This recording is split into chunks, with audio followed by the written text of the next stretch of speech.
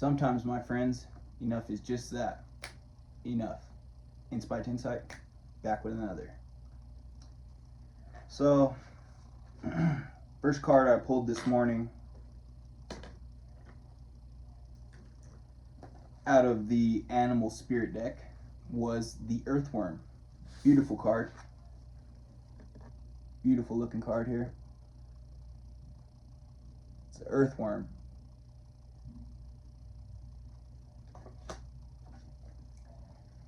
Earthworm is shy, hesitant, reluctant to share inner vision. We have all felt the woes of the earthworm at some point along the way. The earthworm indicates a newbie or novice working to establish confidence in a new field. Others around you may seem wise and experienced, but it's important to remember they once felt earthworm energy too. This card is a reminder not to be intimidated or lose hope. Mastery takes time, and you're on the right track. Besides, rumor has it, a beginner's mind offers the most valuable insights. When in balance, earnest, intelligent, and valuable. When out of balance, self-conscious and apprehensive. To bring into balance, speak up, risk embarrassment. So, like I said in a video, 2 or 3 videos ago, you have to, nobody starts out an expert at anything. You always have to look dumb in whatever whatever new thing you're starting. And literally the greatest, the common denominator in all of these things is time. Time. They say it takes about 10,000 hours to become an expert in something. And I believe that to be true. Maybe even 10,000 days. Fuck it. But yeah, so I just wanted to read that to you guys in case I'm getting the energy that you have actually embarked on something new, and this something is actually fulfilling you, and this something is actually giving you purpose. So my advice to you is to not quit and to expect the waters to be rough. You got to expect anything worth time. Like I just said this in 2 or 3 videos ago, anything and everything that's worth something, aka your time,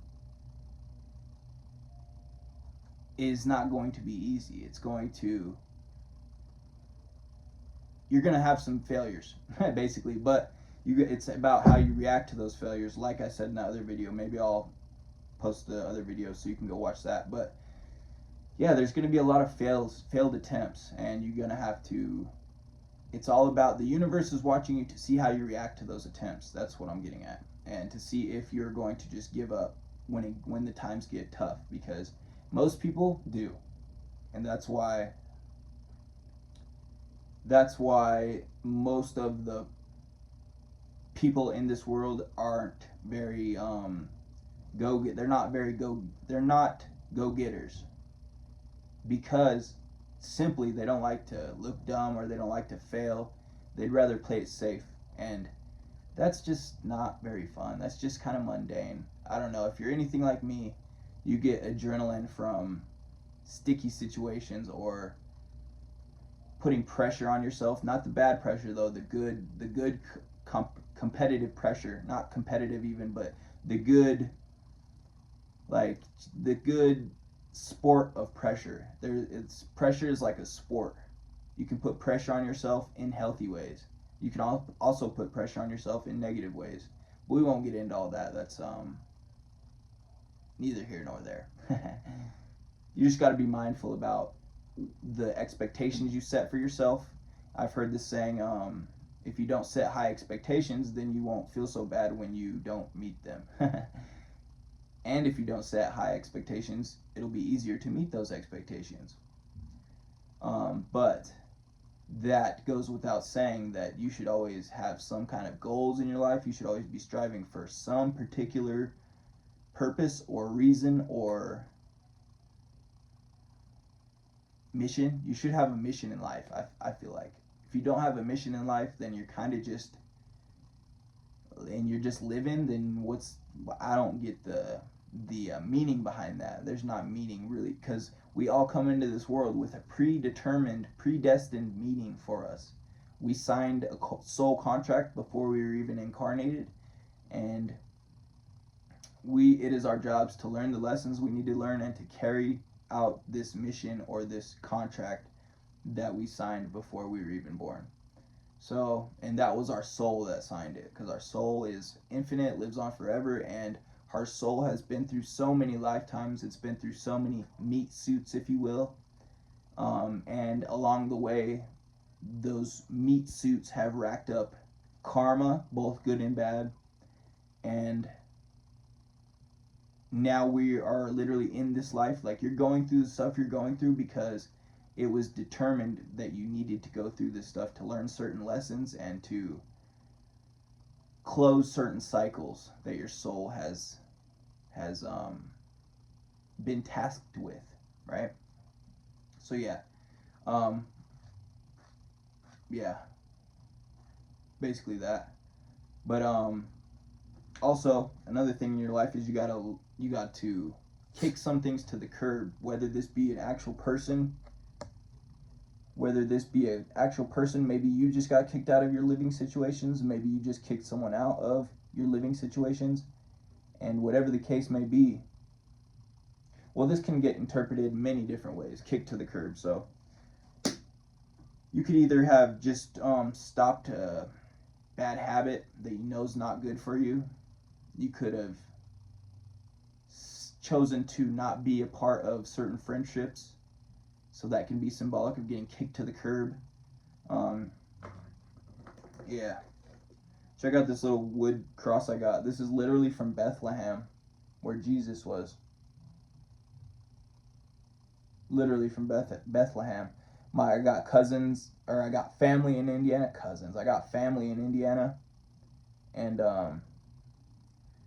they came out to where I live, and he gave me this little cross. It said it's from Bethlehem, and what's dope and what I commend them for doing is they're not the richest people and they're not very wealthy, right? But they they might have some, they're kind of wealthy, but they're not wealthy into a sense that when he was talking to me about it, he was like, yeah, I don't have much in my bank account, but they go on like trips, they take trips, right? And like actually live their life like some people couldn't even fathom of living theirs.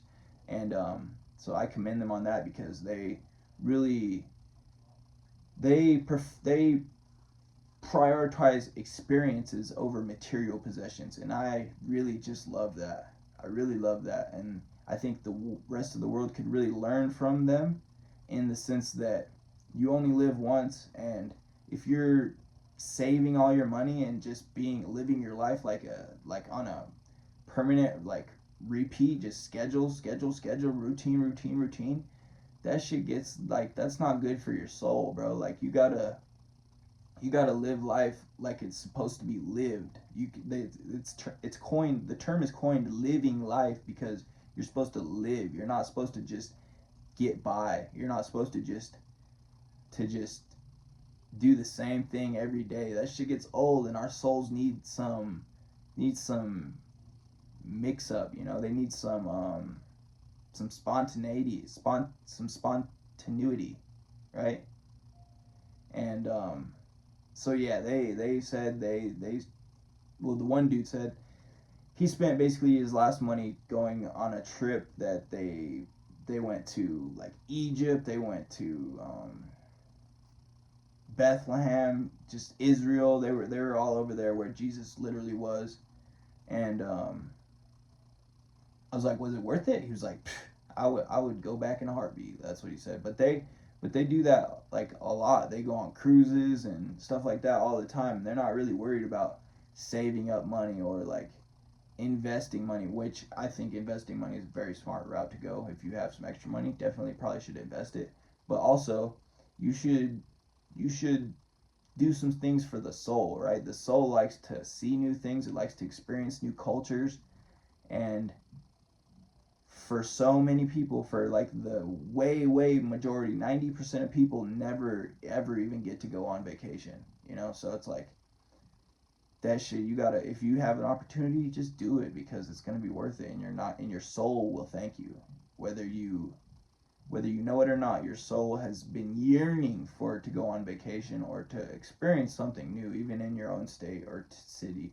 Just try some new shit, and your soul will really thank you, because the brain, that's what creates new neural pathways in your brain. Is when you experience, when you're doing something new, the brain is like on full alert. Like the brain absorbs every like bit of that new experience. Every time you do something new, your brain is like loves it. Your brain loves new things. And so what I would suggest to you is just try something new today, and who knows, you might like it. You know, you might end up finding your purpose. If you have no purpose in your life, try something new. You got to try new things. If you have nothing to live for, try everything, because there's something that you haven't tried yet that you probably fancy really well, and your soul will thank you for being a little bit more spontaneous, and people around you will thank you, because nobody likes someone that's just does the same exact thing that's so predictable. You know, that's like just not fun, being very